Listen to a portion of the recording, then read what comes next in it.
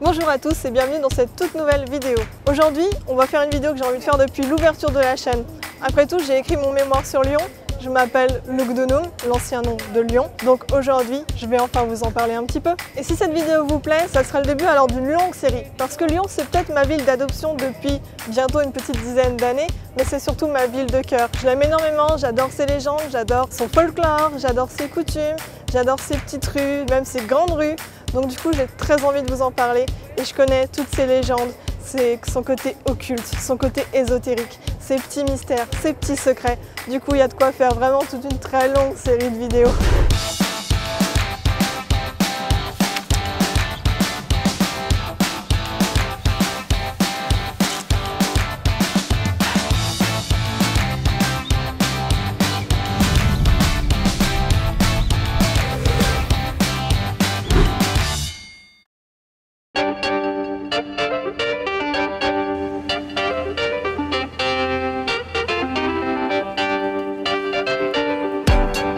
Aujourd'hui, j'ai pas envie de vous présenter le meilleur bouchon de la ville, ni son théâtre des Guignols, ou son équipe de foot, je crois qu'on en entend assez parler.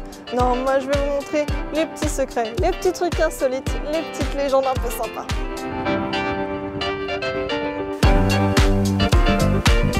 Lyon, comme Prague et Turin, est considérée comme l'une des capitales ésotériques d'Europe. Et aujourd'hui, vous allez comprendre un petit peu pourquoi. Et vous verrez que les secrets de Lyon sont en fait à la vue de tous. Allez, on va commencer par un de mes quartiers préférés et on y va en sautant parce que qui ne saute pas n'est pas lyonnais!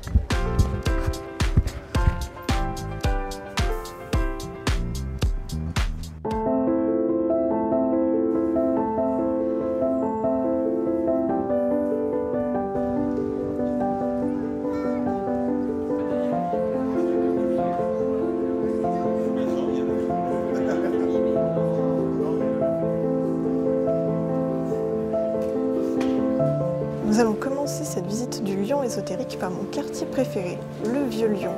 Je vais être obligée de parler un petit peu plus doucement parce qu'en traversant les traboules, il ne faudrait pas déranger les gens qui vivent ici.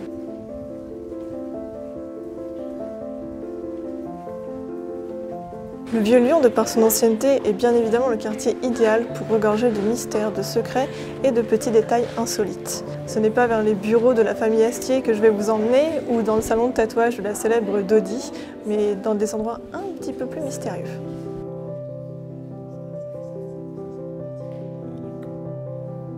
Au fond des traboules, vous pourrez trouver de nombreuses choses, comme par exemple la Tour Rose, où nous sommes en ce moment. La Tour Rose, elle a bien sûr sa légende, c'est un petit peu notre Rapunzel nationale. Il s'agit en fait d'une princesse qui vivait tout en haut de la tour et elle avait non pas un mais deux prétendants. Et les deux hommes se sont battus pour la belle. Ils ont commencé à gravir la Tour Rose en montant directement à la façade. Alors je ne sais pas trop comment ils ont fait parce que vous verrez que la façade est quand même vachement lisse. Et l'un d'eux, en arrivant au sommet, est tombé et s'est écrasé en bas. Et du coup, son sang a giclé et ça donne cette couleur rose de la Tour Rose.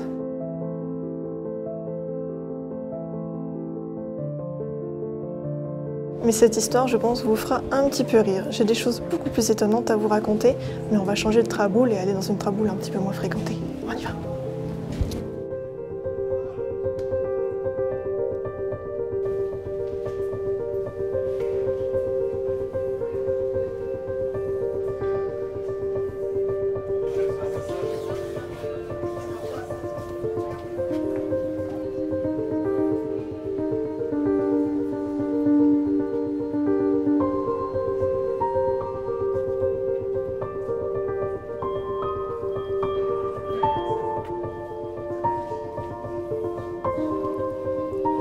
C'est en 1536 que François Ier est arrivé à Lyon accompagné de son petit garçon. Et il eut un vrai coup de cœur pour la capitale des Gaules, au point de vouloir en faire la capitale de France à la place de Paris.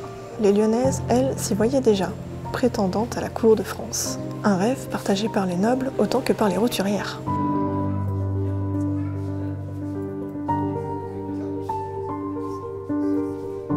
Mais un malheur vint tout perturber. Alors que François Ier organisait ses plans pour transformer Lyon en capitale française, son petit garçon alla boire l'eau de la Saône et fut empoisonné. Il attrapa la tuberculose et en mourut. François Ier accusa alors Lyon d'avoir assassiné et empoisonné son petit garçon, héritier du trône de France. Il quitta Lyon. Et les Lyonnaises déçues, accablées, qui avaient parfois foutu leur vie en l'air dans l'espoir de devenir dames à la cour de France, se jetèrent dans la Saône pour y mourir. De ce fait, le suicide n'étant bien sûr pas accepté par l'Église catholique, on le traita d'hérétique, d'hystérique et bien sûr de sorcière. Et depuis ce jour funeste, on entendrait les pleurs des sorcières dans les puits au fond des traboules du Vieux-Lyon.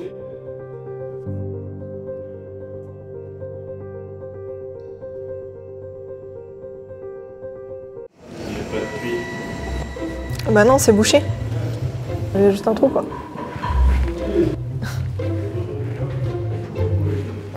On peut quand même les entendre pleurer. Mais ce ne sont pas les seules sorcières du Vieux-Lyon. À l'heure où les bûchers brûlaient partout en France, en Europe et en Amérique, Lyon avait aussi ses sorcières, ou du moins ses dames en noir, qui traversaient les traboules d'une part et l'autre du Vieux-Lyon et qui posaient beaucoup de questions aux autres Lyonnais.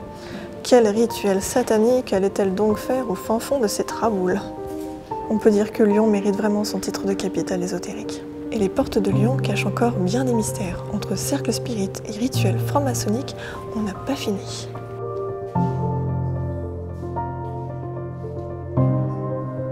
Et oui, vous avez bien entendu, j'ai parlé de cercles spirites. Vous voulez en savoir plus sur le spiritisme? Alors continuons notre promenade et rejoignons le Rhône.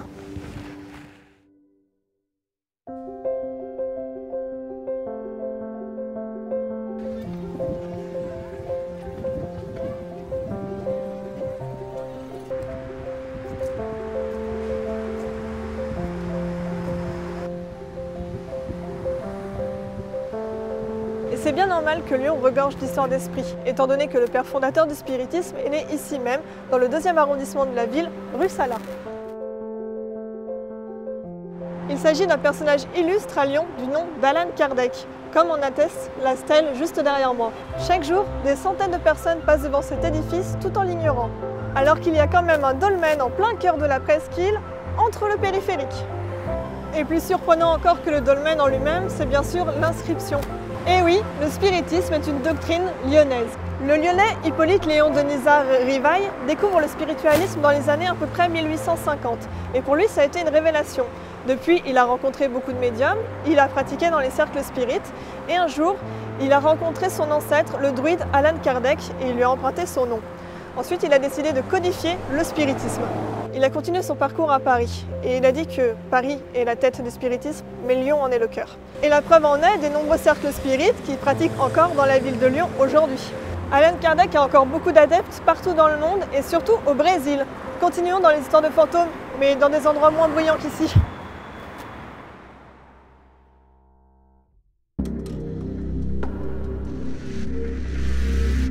Et quitte à parler d'esprit, je voulais vous emmener voir l'hôtel le plus hanté de la ville. Ici aussi, des centaines de personnes passent devant chaque jour sans le savoir, puisqu'il est juste à côté de la gare de Perrache. Il s'agit du château de Perrache. L'extérieur, c'est super beau et l'intérieur, c'est tout moderne. Il a été refait il n'y a pas longtemps. On a eu la chance d'aller dîner là-bas et vraiment, c'est somptueux.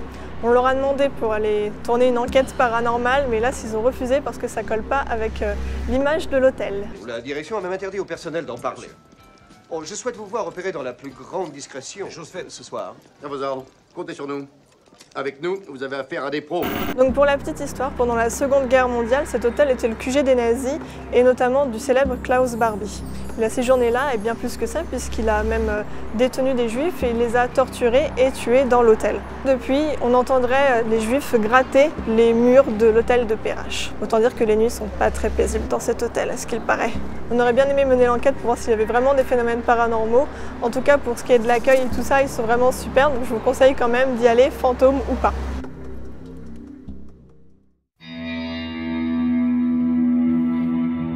À Lyon, avec ses deux fleuves, Rhône et Saône, forcément, il y a eu beaucoup de ponts à travers l'histoire.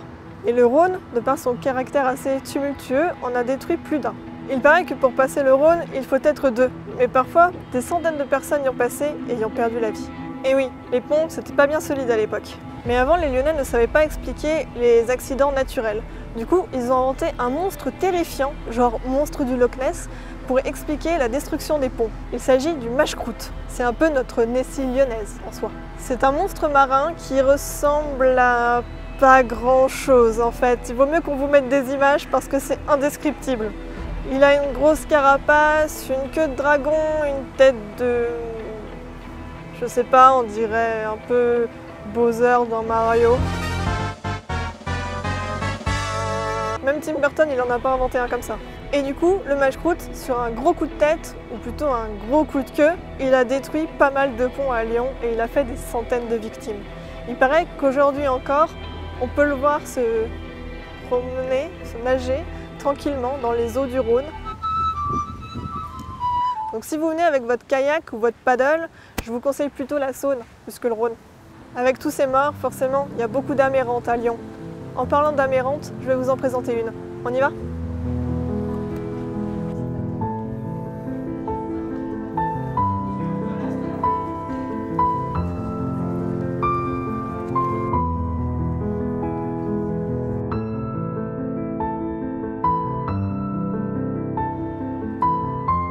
S'il faut trouver une amérante, alors direction la Croix-Rousse. Mais avant de vous parler de son célèbre fantôme, je vais vous parler de quelques-uns des mystères qui hantent ce plateau.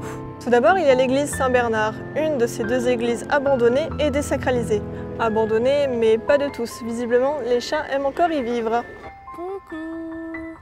Et il y a également l'église Bon Pasteur, qui elle est abandonnée parce qu'elle n'a tout simplement pas de marche pour pouvoir y accéder. Mais elle n'est pas tout à fait abandonnée non plus, puisque les étudiants des Beaux-Arts et les fans d'Urbex aiment bien s'y rendre pour leur passion. Pourtant, dans ces deux églises, on prétend qu'il y a évidemment des rituels sataniques ou alors franc-maçonniques. Dans l'une d'elles, il y a même des souterrains qui rejoindraient les fameux souterrains de la Croix-Rousse, les arêtes de poissons.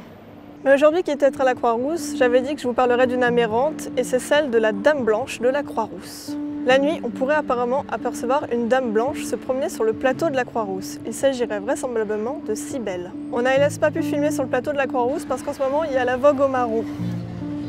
La première fois que la Dame Blanche a été aperçue, c'était au 19e siècle, quand il y avait encore des remparts sur la Croix-Rousse. Elle s'est manifestée à un garde pour lui annoncer une prophétie bien chaotique. Elle s'est montrée plusieurs fois. La première fois avec une coupe d'eau, la deuxième fois avec une torche enflammée, la troisième fois avec une miche de pain et la quatrième fois avec un glaive enflammé. Et c'est lors de cette quatrième apparition qu'elle a annoncé sa prophétie. Quand je suis passée près de toi avec une coupe pleine d'eau, c'était l'inondation et tous ces désastres, tu vois.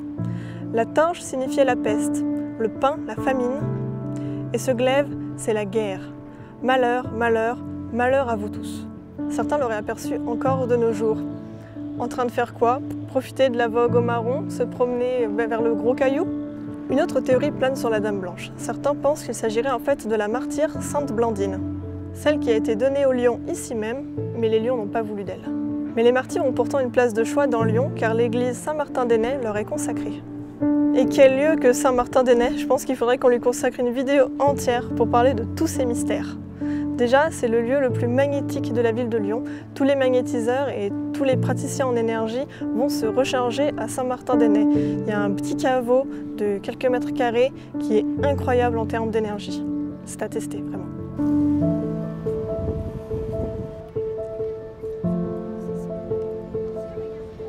En parlant de magnétiseurs, est-ce que vous connaissez Maître Philippe de Lyon? Non?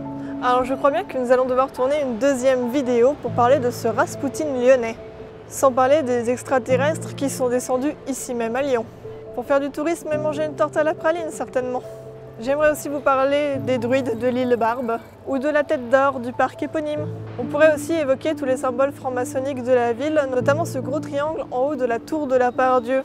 Si vous avez envie d'une suite pour cette vidéo, voire de plusieurs suites sur tous les mystères, les secrets de Lyon, les trucs occultes, les trucs ésotériques, les trucs paranormaux, alors n'oubliez pas de laisser un petit pouce en l'air, un petit commentaire, partagez massivement et surtout abonnez-vous pour voir nos autres vidéos. A très bientôt à Lyon et ailleurs. Salut!